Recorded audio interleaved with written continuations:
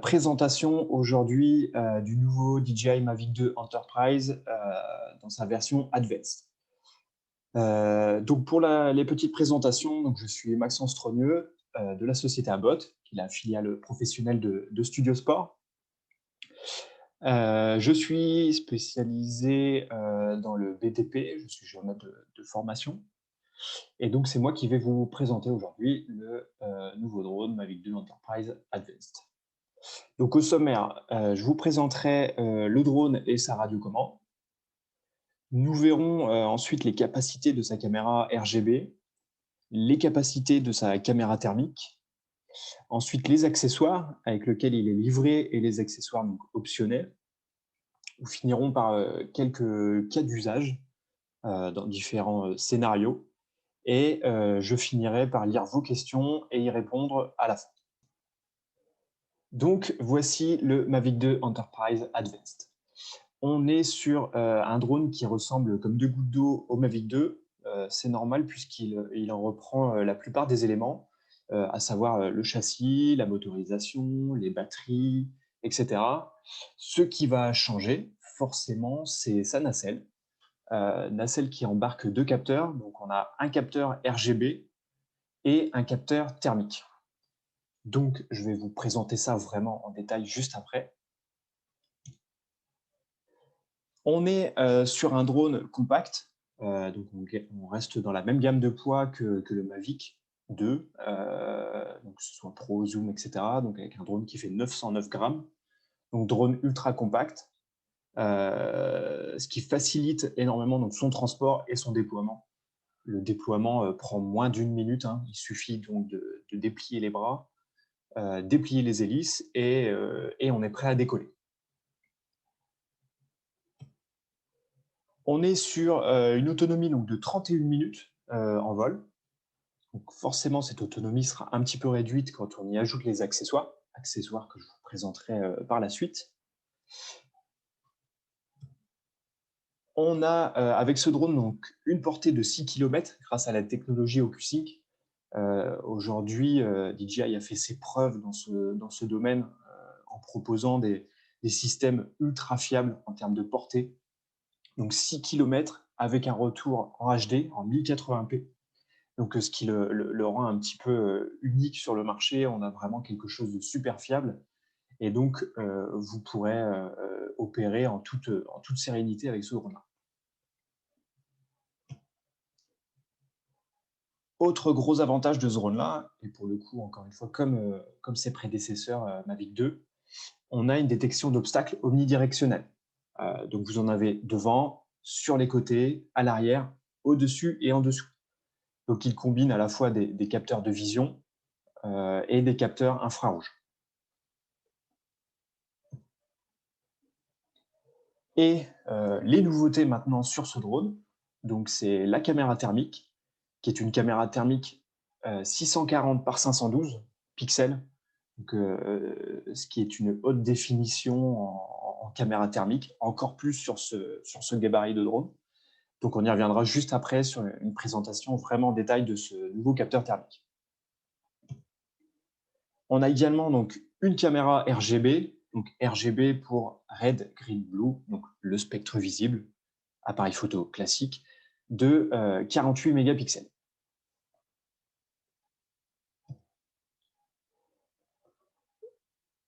Le drone est équipé est capable de zoomer numériquement jusqu'à x32, ce qui permet d'aller chercher du détail dans le cadre d'inspection technique, par exemple. Et autre dernière grosse nouveauté sur ce drone, c'est le système RTK, donc optionnel, qui s'ajoute en tant qu'accessoire sur le dessus et qui permet d'atteindre une précision centimétrique pour différents types de missions. On y reviendra également juste après. Pour la présentation de la radiocommande, le Mavic 2 Enterprise Advanced n'est compatible qu'avec la Smart Controller de DJI. Donc c'est exactement la même Smart Controller que la gamme Mavic 2, étant donné qu'on utilise également l'OcuSync 2.0. Donc qui propose une portée de 6 km. Alors la portée de 6 km, petite précision, c'est en norme CE. parce que en normes américaines, etc., le drone et la radiocommande proposent une portée allant jusqu'à 10 km. Mais en norme CE, avec les puissances d'émission qui sont un petit peu inférieures à d'autres endroits dans le monde, on a déjà une portée de 6 km quand même. On a un retour vidéo donc en 1080p. On utilise l'application DJI Pilot qui est directement incluse à l'écran, à la tablette. Donc DJI Pilot permet le vol manuel et le vol automatique. Vous avez également sur cette radiocommande une sortie HDMI, ce qui peut être assez intéressant quand on veut extraire le flux vidéo. Cette radiocommande nous propose une autonomie de 2h30 et donc un écran de 5,5 pouces ultra lumineux, donc 1000 candela, ce qui est plus lumineux que les iPhones ou autres smartphones. Le gros avantage de cette radiocommande, c'est que vous n'avez qu'une seule chose à charger. Petite présentation de la caméra RGB. Donc, on est sur du 48 mégapixels, 6000 par 8000, avec un capteur CMOS de 1/2 pouces, qui propose donc un zoom numérique x32. On est sur un angle, donc on est sur du 24 mm en équivalent plein format, et qui nous permet de filmer jusqu'en 4K à 30 images par seconde.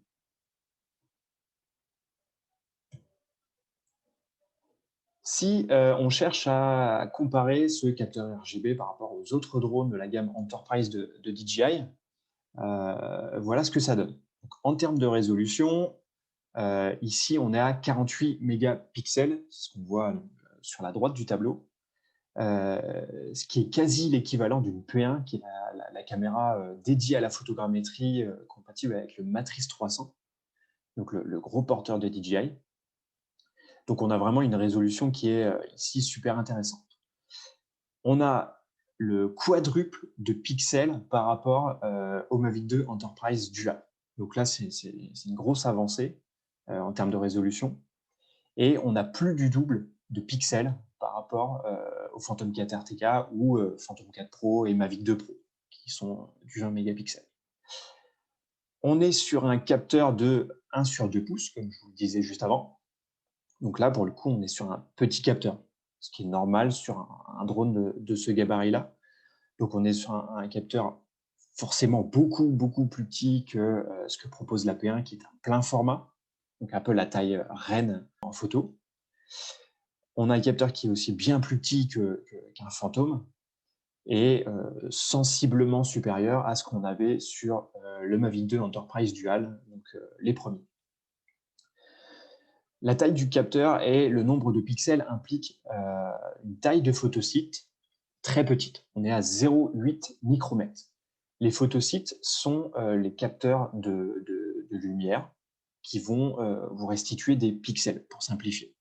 Et donc, plus ce capteur est petit, moins il sera sensible à la lumière, et par conséquent, moins les photos seront avantageuses, entre guillemets. Donc 0,8 micromètres, c'est vraiment beaucoup plus petit que ce que propose la P1, qui elle est à 4,4 micromètres. C'est également plus petit que ce que propose un Phantom et 2 fois plus petit aussi que ce que proposait donc le Mavic 2 Enterprise Dual. Autre avantage, donc sur le Mavic 2 Enterprise Advanced, on a un zoom numérique x32. On en avait déjà un sur le Mavic 2 Enterprise Dual qui était de x4. Et par contre, on n'en a pas du tout sur les gammes Phantom 4 et Zenmuse P1. Donc ça va être super intéressant pour de l'inspection, de la recherche, etc. Autre point à ajouter, donc je rajoute dans cette rubrique RGB le RTK, parce que le RTK est souvent demandé dans le cadre d'inspection et surtout de photogrammétrie. Donc là, le Mavic 2 Enterprise Advanced est compatible avec le module RTK, comme la P1, comme le Phantom 4 RTK, et par contre, module RTK qui n'était pas présent avec le Mavic 2 Enterprise Dual. D'ailleurs, le module RTK, bien que physiquement compatible avec le Mavic 2 Enterprise, les anciens, de façon logicielle, il n'est pas compatible. Donc attention à ça. Et pour vous donner un ordre d'idée sur le GSD, GSD, pour rappel, c'est la taille du pixel au sol lorsque vous faites de la photogrammétrie, par exemple. Voici un petit exemple quand on vole à 40 mètres. Sur le Mavic 2 Enterprise Dual, nous étions à 1,22 cm quand on volait à 40 mètres. Sur le Phantom 4 RTK, nous sommes à 1,1 cm. L'AP1, 0,5 cm avec l'objectif 35 mm, parce que sur l'AP1, on a le choix de l'objectif, ce qui n'est pas le cas des autres. Et sur le Mavic 2 Enterprise Advanced, nous sommes à 0,72 cm, donc un pixel qui fait 0,72 cm par 0,72 cm au sol. Donc ici, sur le papier, on a quelque chose d'assez intéressant pour la photogrammétrie. Un pixel qui est assez petit, ce qui nous permet d'avoir pas mal de détails normalement dans la restitution.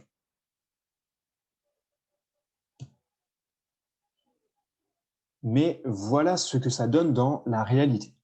Vous avez ici 3 exemples de photos prises à 40 mètres dans le cadre d'une mission de photogrammétrie. Donc ici, c'est à notre siège de Rouen. J'ai zoomé numériquement sur chacune des photos, Mavic 2 Enterprise Advanced, Phantom 4 RTK et Zenmus P1 avec l'objectif 35 mm. On voit qu'il y a pas mal de différences.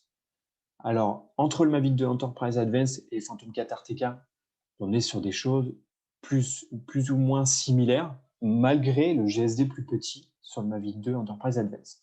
Tout simplement parce que les photosites étant plus petits, cela ne permet pas une bonne restitution, en particulier dans les surfaces lisses. On le voit un petit peu sur les zones de béton ou même sur les plaques d'égout qui sont un petit peu bruitées. Là où le Phantom 4 RTK s'en sort beaucoup mieux. Et l'AP1, la différence est encore plus flagrante, parce que là, tous les détails sont hyper bien restitués, malgré les zones d'ombre qui, généralement, mettent à défaut les capteurs dans ces missions de photogrammétrie. Je vais vous montrer après ce que donne la restitution. Donc, après restitution avec le logiciel Pix4D Mapper, qui est un logiciel bien connu des photogrammètres, un des logiciels les plus connus pour faire de la restitution 3D, voilà ce que donnent les résultats. On a à gauche le Mavic 2 Enterprise Advanced, au milieu le Phantom 4 RTK et à droite l'AP1 avec le 35 mm. La différence parle d'elle-même, hein, vous le voyez. À gauche, on est sur quelque chose d'assez bruité, on a quelques trous. Alors, pour la défense du Mavic 2 Enterprise Advanced, on est sur une zone très très lisse, donc une zone assez complexe à restituer en photogrammétrie de toute manière. Mais on voit que le Phantom 4 RTK s'en sort beaucoup mieux et l'AP1 encore mieux. Tout est très très détaillé. Juste pour rappel, ici on était à un vol à 40 mètres de hauteur avec le même recouvrement et avec la caméra orientée au nadir, donc caméra vers le bas.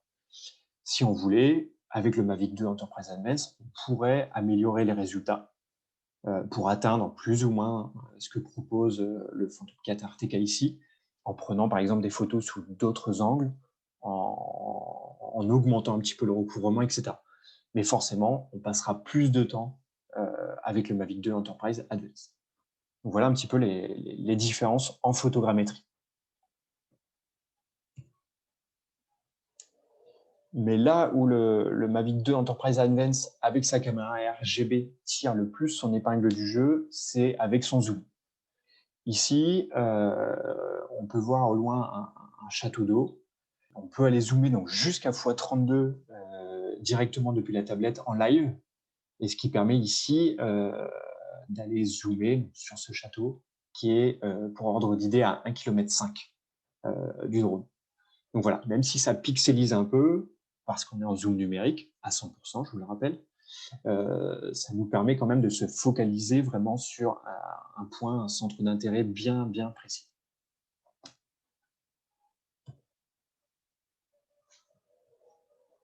Passons maintenant à la caméra thermique. Donc, autre gros atout du Mavic 2 Enterprise Advanced. Donc, on est sur une résolution de 640 par 512 pixels, qui est l'équivalent des caméras haut de gamme de chez DJI et autres. Elle permet de zoomer numériquement jusqu'à x16. On a une fréquence de 30 Hz, ce qui est assez intéressant puisqu'on va avoir 30 images par seconde, ce qui nous permet d'avoir quelque chose d'assez fluide, surtout pour un drone qui est en mouvement. On a un capteur ici, et c'est aussi une grosse nouveauté, donc capteur radiométrique.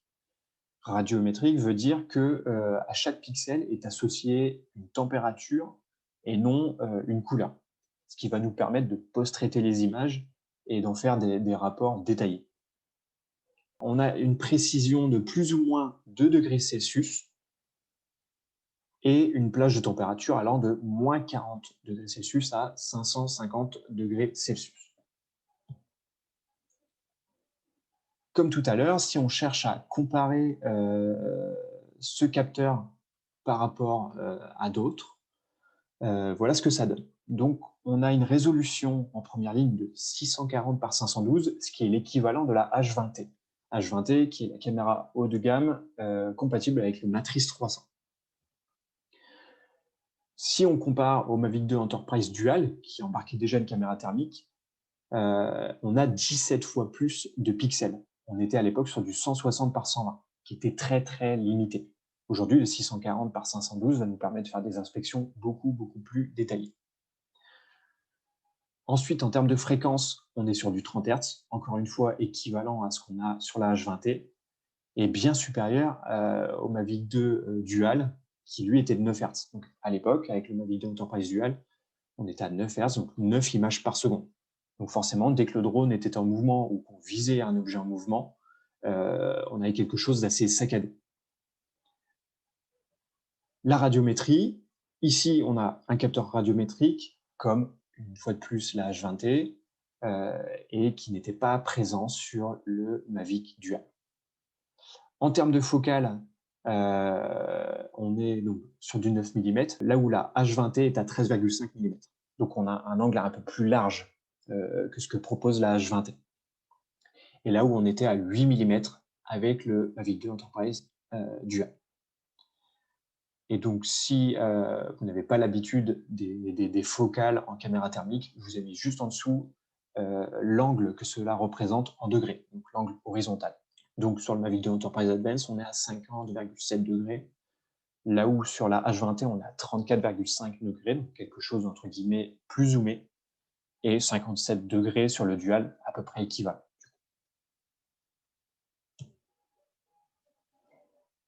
Donc voilà l'illustration de la différence entre le Mavic 2 Enterprise Dual et le Mavic 2 Enterprise Advance.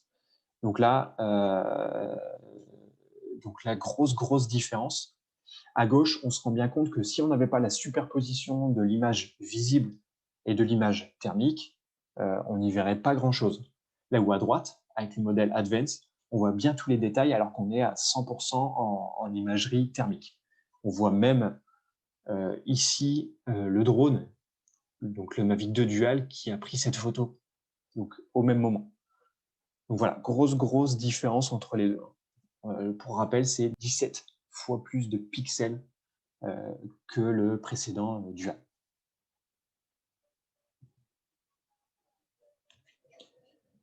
Donc la caméra thermique permet de faire des mesures en direct, des mesures de température. Donc pour ça, on a plusieurs options. On a la mesure à gauche, la mesure spot. Donc on va pouvoir mesurer la température d'un pixel. Donc on le voit, la petite croix qui se trouve ici plus ou moins au centre. Donc cette croix, elle n'est pas forcément au centre de l'écran, hein. On peut cliquer nous-mêmes à l'écran pour déterminer la température d'un point en particulier. À droite, on a la mesure de zone qui nous permet de définir par un cliquer, glisser, lâcher au doigt directement à l'écran une zone rectangulaire de laquelle l'application va nous sortir la température la plus chaude, la température la plus froide, c'est le point rouge et bleu, et la température moyenne.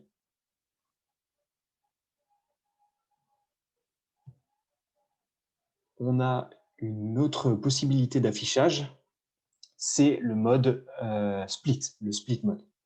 Ce split mode nous permet de voir à l'écran de façon simultanée le retour vidéo de la caméra thermique et le retour vidéo de la caméra RGB. Le but étant de pouvoir comparer les deux visions pour comprendre ce qui se passe en thermique. Si on détermine, si on détecte un défaut, une surchauffe, un point chaud en particulier, on peut l'analyser en RGB juste à côté. Donc voilà, le passage d'un mode de vue à l'autre se fait simplement avec ce que vous avez sur la gauche, les boutons visibles, pour avoir 100% de la vision classique, IR pour avoir la vision thermique, et donc le split pour passer à ce mode-là.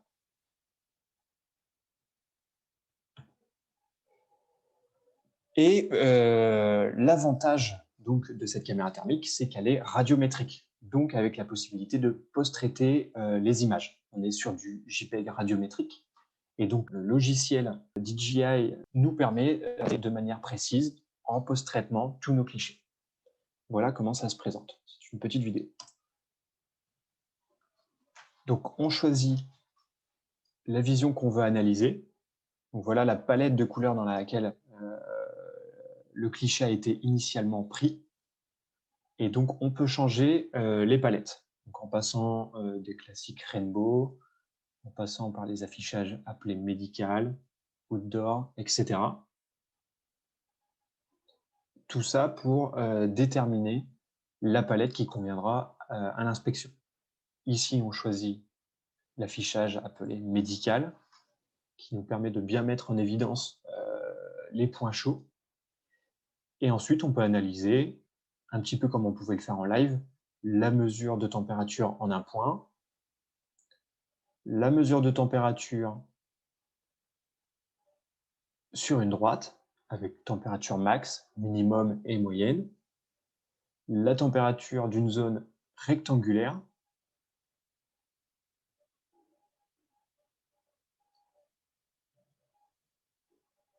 les températures d'une zone circulaire,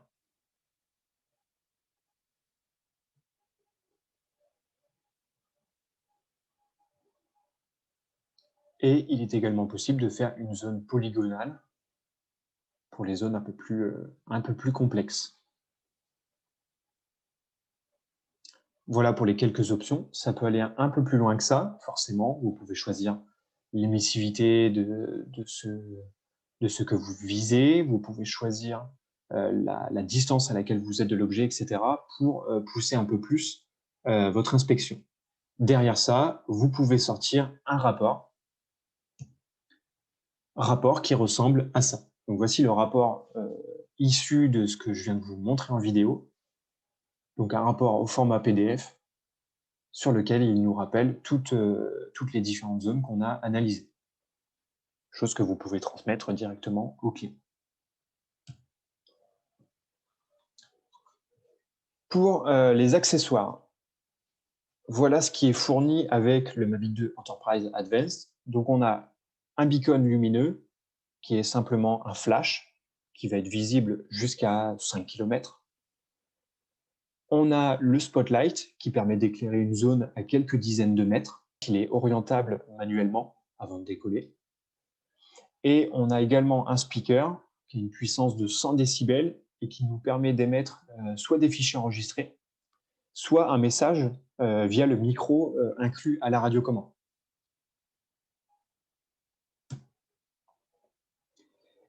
Et autre accessoire, cette fois-ci non fourni et compatible uniquement avec le Mavic 2 Enterprise Advanced, c'est le module RTK. Le module RTK permet d'atteindre une précision centimétrique et compatible avec les abonnements RTK, comme peut l'être Orphéon, par exemple. Ce ne sera pas compatible, attention, avec une DRTK2, ni possibilité de faire du PPK. C'est uniquement abonnement NRTK. Comme vous l'avez vu, ce n'est pas en photogrammétrie que le drone est le meilleur. Donc, ce système RTK va surtout servir quand vous faites des inspections, par exemple à proximité de lignes électriques, pour pouvoir reproduire un vol de façon ultra précise et aussi en évitant les interférences, parce que le système RTK sera plus robuste que le GPS classique du drone.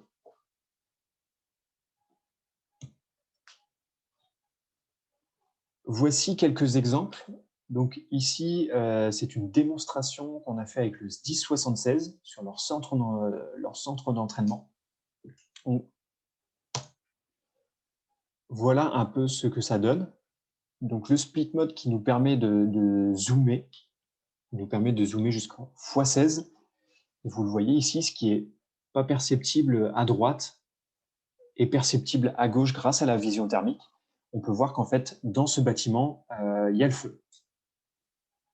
Et donc, tout ce qui est rouge est au-dessus de 50 degrés. Donc, on voit bien ici que le point chaud se trouve en bas, que le feu est ici au premier étage. On a aussi l'affichage ici en visible.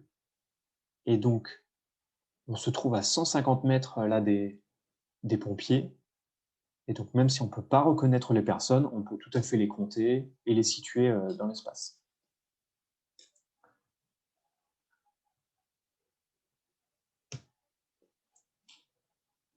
Voici un autre exemple, cette fois-ci avec un test qu'on a fait avec Enedis Picardie. Donc là, cette vidéo va mettre en évidence les capacités du zoom dans le cadre d'une inspection. Donc ici, on peut zoomer soit avec la molette physique de la radiocommande, soit directement à l'écran. On peut également recentrer la vision et donc on peut aller chercher du détail.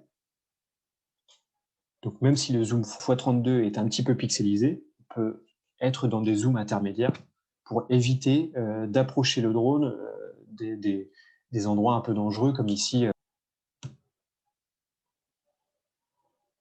Toujours en test avec Enedis Picardie. Ici, donc, on va mettre en évidence la caméra thermique avec la possibilité de mesurer un point ou, plus intéressant dans le cadre d'une inspection d'un poste électrique comme celui-ci, une zone. On peut en direct également changer les palettes pour mettre en évidence des défauts en fonction du contexte.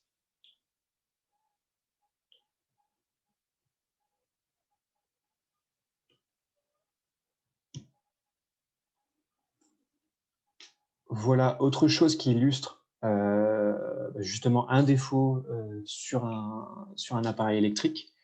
Donc on voit à gauche que la caméra thermique met en évidence une surchauffe en un point sur la ligne, surchauffe qui ne serait pas visible uniquement avec une caméra classique RGB. Donc là, ici, les techniciens peuvent prendre les dispositions nécessaires pour faire une réparation ici. Voilà, donc pour finir, on va finir sur le prix et homologation, etc. Donc le drone est disponible à partir de 5 000 € hors taxe. Donc ça comprend tout ce que vous voyez sur la droite. Donc une valise étanche de transport, le drone, une batterie, les 3 accessoires, beacon, spotlight et speaker, un petit capot, la radiocommande, les câbles, hélices et chargeurs. Le module RTK, lui, est disponible à 500 € hors taxe. Donc, c'est une option supplémentaire. Pour la partie homologation, donc, le drone est utilisable tel quel en scénario S1 et S3 de la catégorie spécifique. L'homologation S2 est déposée. Donc, nous aurons bientôt la possibilité de vous vendre l'homologation S2 de ce drone. Et pour ce qui est de la catégorie ouverte, open, à ce jour, le drone est utilisable en A2 et A3 jusqu'en 2023, période de transition. Ensuite, il passera en catégorie A3, de par son poids.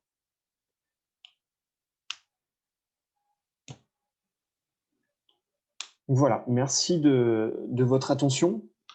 Donc vous l'aurez compris, hein, c'est un véritable couteau suisse, ce drone, compact, avec caméra thermique, caméra visible.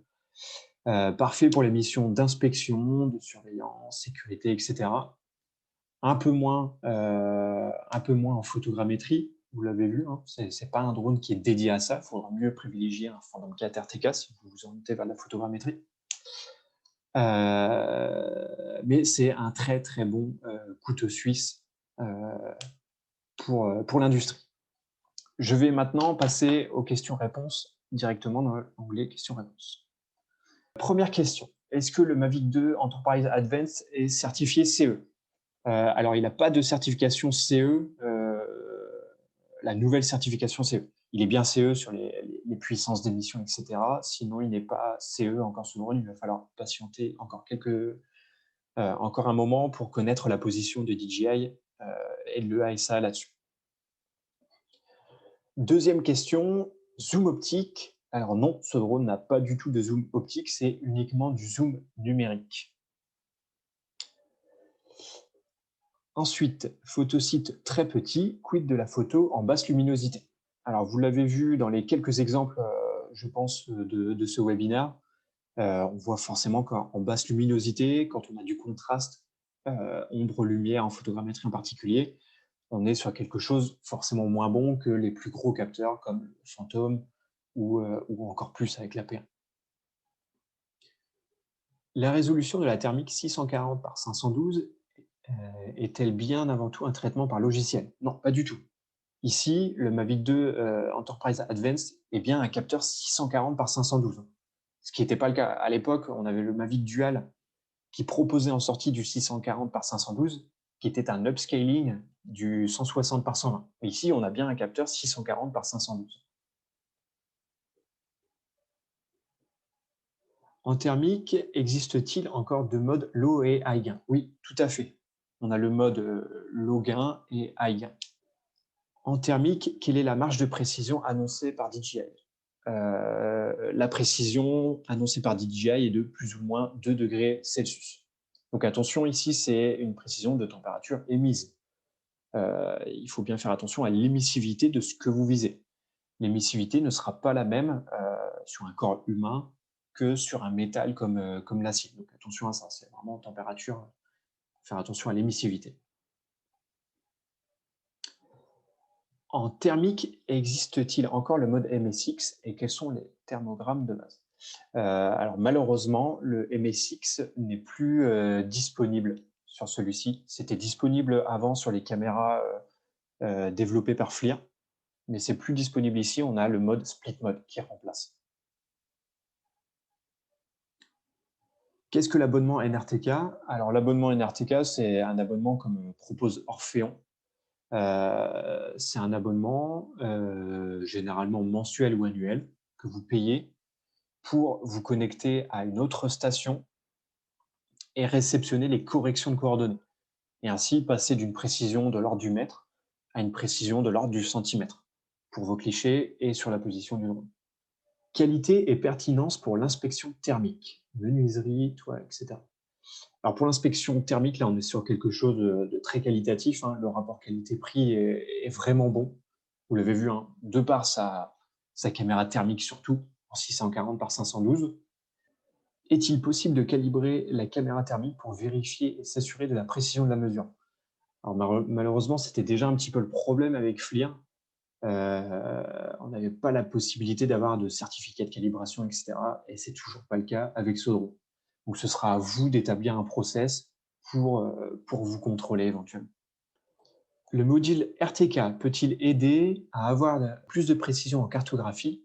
Effectivement, donc le RTK apporte de la précision à notre relevé sur les clichés. L'ensemble de notre relevé aura une précision absolue de l'ordre de 5-10 cm pour vous donner un ordre d'idée, forcément en fonction aussi de votre process en mission de photogrammétrie. Homologation S2 nécessite un module supplémentaire de coupure-circuit, tout à fait. Donc pour le S2, depuis janvier 2017, une coupure moteur indépendante est obligatoire. Donc comme le Mavic 2 Pro, il faudra installer un système intercalaire entre la batterie et le drone. Quel IP? Donc là, si vous parlez bien de certification d'indice de protection, celui-ci n'est pas certifié IP. Donc pas de possibilité de voler sous la pluie. Le drone peut-il être utilisé avec une radiocommande de Mavic 2 et une Crystal Sky? Pas du tout. Le Mavic 2 Enterprise Advanced n'est compatible qu'avec la Smart Controller.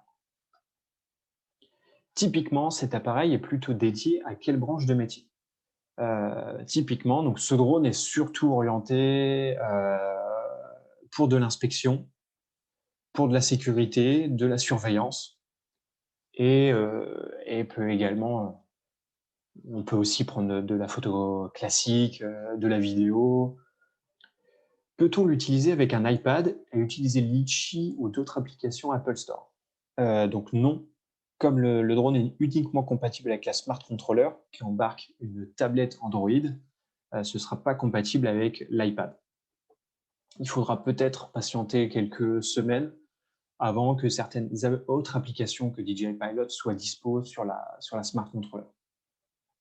Le logiciel de thermique présenté tout à l'heure est-il gratuit? Oui, il est gratuit. Vous pouvez déjà le télécharger. C'est DJI Thermal Analysis Tool. C'est sur le site de DJI.com que vous pouvez le télécharger. Il n'y a aucun enregistrement Rinex avec MRK pour les events photos. Non, malheureusement. Pas de possibilité de post-traiter les images. En tout cas en PPK, hein, je parle. Donc pour la partie post-traitement PPK. Pas de Rinex sur ce drone. D'où la nécessité d'avoir un abonnement NRTK et par conséquent une connexion téléphonique 3G, 4G. Peux-tu brancher un écran externe avec juste l'écran thermique? Oui, avec la sortie HDMI, vous pouvez choisir depuis l'application ce que vous diffusez. Donc il y a possibilité de ne diffuser en HDMI que par exemple la vision thermique. Signalement électronique inclus dans le logiciel. Oui, comme le Mavic 2 Enterprise. Très bel outil par rapport au Parrot Anafi USA qui affiche quasiment les mêmes caractéristiques. Quels avantages, inconvénients?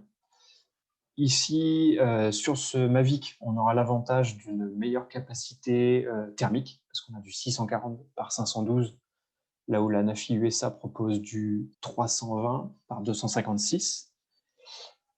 Ici, le Mavic est radiométrique, la Nafi USA n'est pas radiométrique. Voilà pour l'essentiel. Aussi également peut-être le système de portée qui est meilleur que sur la Nafi ici, avec le système OcuSync. Et là où la Nafi aura l'avantage, c'est sur la sécurisation des données. Et également sur la Nafi USA, il y a un zoom optique. En fait, on a 2 capteurs RGB sur la Nafi USA qui permet d'avoir une focale large et une focale un peu plus resserrée pour un zoom optique, en plus du numérique. La radiocommande a-t-elle des batteries externes pour pouvoir les changer? Non, pas du tout. La Smart Controller n'intègre qu'une batterie interne. Le drone peut-il être utilisé pour la maintenance des panneaux solaires, par exemple? Oui, tout à fait. Les batteries et accessoires sont-ils les mêmes que le Mavic 2 Enterprise Dual? Oui, à 100%, simplement que ce drone-là est compatible avec le RTK, ce qui n'est pas le cas des anciens Mavic 2 Enterprise. Une vue thermique est-elle adossée à la même en visible comme sur le Mavic Dual? Oui.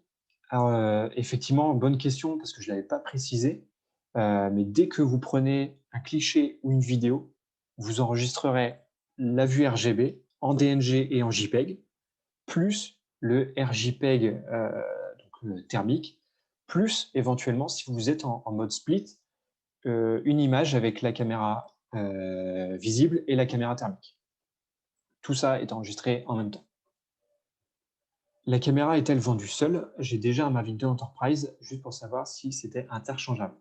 Non, c'est pas possible étant donné que les firmware internes des drones sont différents, et donc ce sera pas compatible. Toujours pas de GS Pro pour la Smart Controller Android. Non, GS Pro aujourd'hui n'est compatible que sur iPad. L'obturateur est-il mécanique? Non, il est électronique. La radiocommande Smart Controller n'est pas une Smart Controller Enterprise comme le Matrix 300. Non, pas du tout. En fait, la Smart Controller, c'est de l'OcuSync 2.0. Donc ici, c'est ce qu'on utilise. Là où la Smart Controller Enterprise, c'est de l'OcuSync Enterprise, compatible avec Matrix 300 uniquement aujourd'hui. Quid de la compatibilité avec Pix4D? Aujourd'hui, si vous parlez de Pix4D Capture, c'est pas compatible avec la Smart Controller. Par contre, vous pouvez tout à fait utiliser DJI Pilot pour prendre vos clichés et ensuite Pix4D Mapper pour vous servir de ces clichés pour la modélisation. Le module RTK est donc inutile si on n'a pas d'abonnement NRTK. Oui, il faut un abonnement NRTK avec le module. Merci à tous et à bientôt.